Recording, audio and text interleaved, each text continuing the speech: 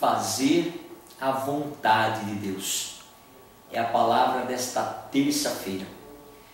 Nós temos o costume, temos o hábito de fazer a vontade de tantas pessoas, ou talvez procurar satisfazer as nossas vontades.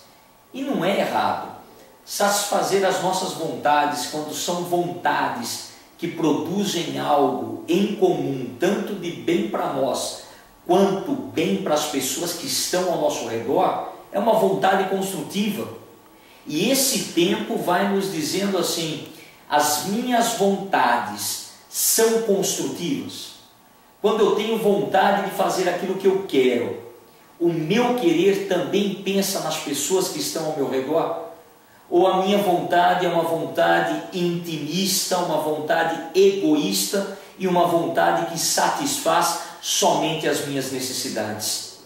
Porque nessa avaliação, nessa pergunta, nós temos a convicção se estamos ou não nos preparando bem para a festa de final de ano, para essa experiência de conversão ou não. E quando nós ouvimos a palavra de hoje retirada do Evangelho de Mateus, fazer a vontade de Deus, é como se a palavra de hoje pedisse para nós: ouça mais e fale menos. Porque também os nossos costumes é falar demais e ouvir pouco, agir pouco. É como se houvesse um pedido de coerência. Fazer a vontade de Deus é ouvir a vontade dele, procurar a vontade dele e colocar em prática. Ou seja, não simplesmente dizer sim e não ter o concreto desse sim. Não simplesmente ter o pensamento de fazer a vontade de Deus e na prática ser incoerente com aquilo que nós pensamos.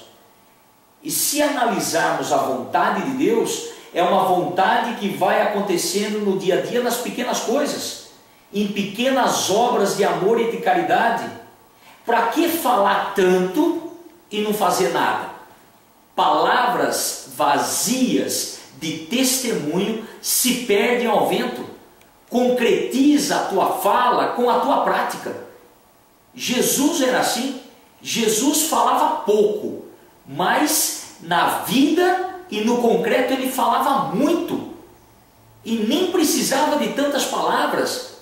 Quantas vezes nós tentamos convencer as pessoas com os nossos discursos?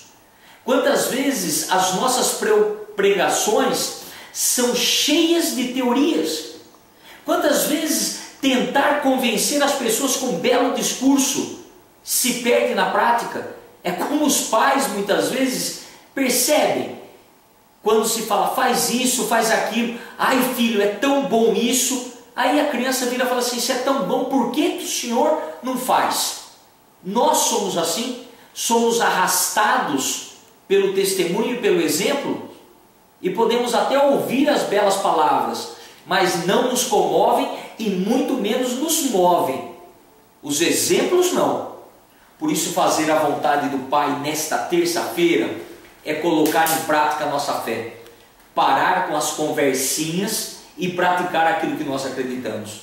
Você sabe aonde é preciso fazer a vontade do Pai.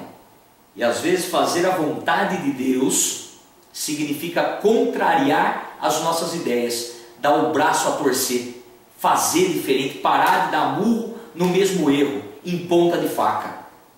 Qual é a vontade de Deus na tua vida? Será que estamos fazendo a vontade de Deus de fato? Ou estamos ainda fazendo a nossa vontade simplesmente para satisfazer as nossas necessidades?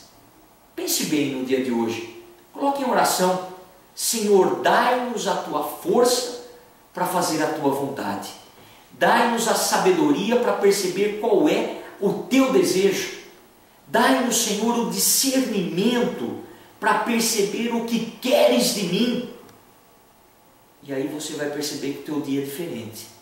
Só depende de você.